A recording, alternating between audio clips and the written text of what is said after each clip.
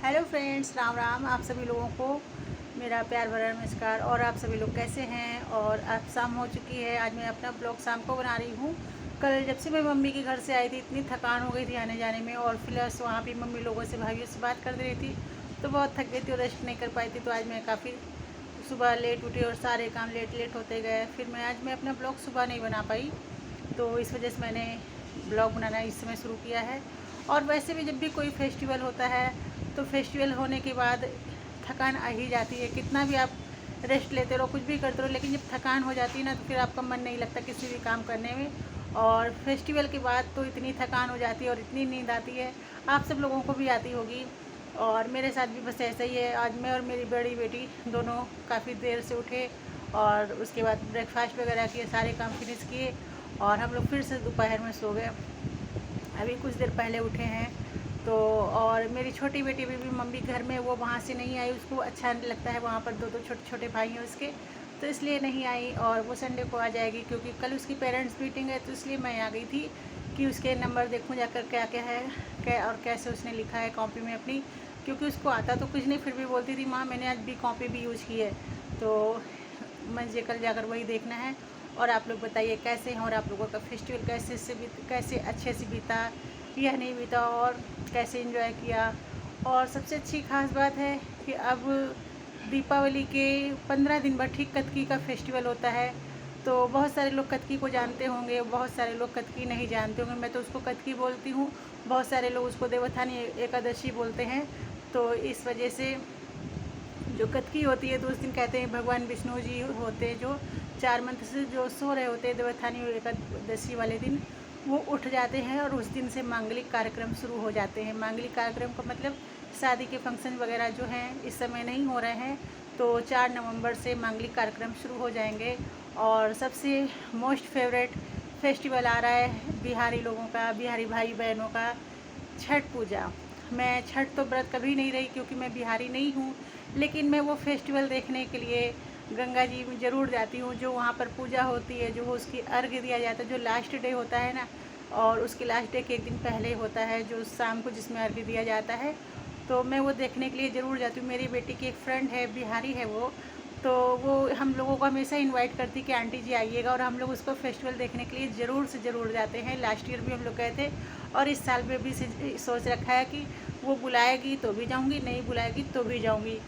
तो मुझे फेस्टिवल देखना अच्छा लगता है। जो लेडीज़ लोग इतना तैयार हो कर आती है और पूरी फैमिली के साथ आती हैं, जब वो सूरज भगवान को अर्घ्य देती हैं, और जो दौरा होता है, उनके हस्बैंड हों, उनके बेटे हों, बच्चे हों, सब अपने सर पे रखते हैं, तो बहुत एक कहते हैं ना, एक वंडरफुल मोमेंट होता है, तो बहुत ही अच्छा लगता है। और मैंने भी एक बार सोचा था कि मैं छठ व्रत रहूँगी, लेकिन किसी वजह से मैं नहीं रह पाई।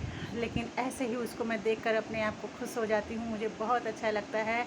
और अब कतकी का त्यौहार जो आ रहा है, आप लोग तो जानते होंगे, कतकी का मैं भी जाती हूँ, लेकिन मैं गंगा जी में, इतना क्राउड होता है उस दिन, तो मैं नहाती तो नहीं हूँ गंगा जी में, लेकिन मेरी छोटी बेटी ज़रूर नहाती है, मैं उसको नहला देती हूँ। इतना क्राउड होता है, तो वहाँ पे कपड़े चेंज करने का कोई स्पेशल प्लेस नहीं होता है। तो जिनके साथ फैमिली जाती, बड़ी फैमिली जाती, तो वो लोग सब साड़ी का अर्घा बना के बीच में कपड़े चेंज कर लेते हैं, और हम कुछ लोग ही होते हैं, तो इसलिए हम लोग ऐसा नहीं कर पाते। और मुझे थोड़ा सा उलझन भी होती, इतनी क्राउड में कपड़े चेंज करने तो नहीं कर पाती हूँ। लेकिन मैं बच्चों को लेकर ज़रूर जाती हूँ अपना फेस्टिवल दिखलाने के लिए। बेटा, हम लोगों के ये फेस्टिवल होते हैं, और हम लोग गंगा जी में उस दिन यहाँ से जब जाते हैं, तो मैं सब्ज़ी पूड़ी बना कर ले जाती हूँ, अचार ले जाती हूँ, मीठा ले जाती हूँ, और बहुत सारी चीज़ें ले जाती हूँ। वहाँ पर हम लोग बैठ के खाते हैं, पीते हैं, और बिल्कुल पिकनिक जैसा मोमेंट हो जाता है। बहुत ही अच्छा लगता है। मैं दोपहर में यहाँ से चली जाती हूँ 10-11 बजे, और शाम को आती हूँ करीब 4-4:30 बजे वहाँ से आती हूँ। और जो रास्ते में गंगा जी जाते समय जो मेला लगता है ना, तो उस मेले को मेरी बेटियाँ बहुत एंजॉय करती। कभी गोलगप्पे उनको खाने होते, तो कभी चाट खानी होती, तो कभी रोल मोमोज खाने होते। और जो बगल में छोटे छोटे प्लास्टिक के टॉय लगे रहते हैं, वो मेरी छोटी बेटी को बहुत पसंद आते हैं। हर खिलौना उठा के देखेगी, मांगेगी। अगर दिलाने वाला होता है तो मैं दिला देती हूँ, अदरवाइज़ नहीं दिलाती हूँ, क्योंकि घर आकर वो फिर फेंक देती है, इसको यूज नहीं करती है।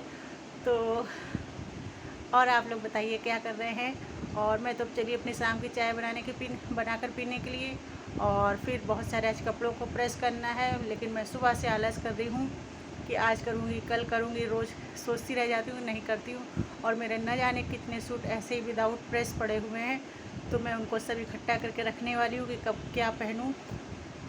तो बस ऐसे ही दिन कट रहे हैं कि एक फेस्टिवल आता है, चला जाता है, दूसरा आने को हम लोग वेट करते हैं और इसी तरह से हम लोग अपनी लाइफ को एंजॉय करते हैं। तो आप लोग भी अच्छे से अपनी लाइफ को एंजॉय करिए और हमेशा खुश रहिए। कैसा भी मोमेंट आए लाइफ में, स्ट्रगल तो आते और जाते ही रहते हैं।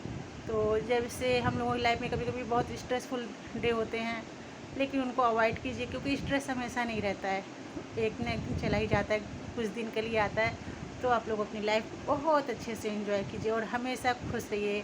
और अब मैं अपने ब्लॉग को फिनिश करती हूँ और प्लीज़ मेरे चैनल को सब्सक्राइब कीजिए, लाइक कीजिए एंड सपोर्ट कीजिए मुझे बहुत ढेर सारा। और बाय बाय।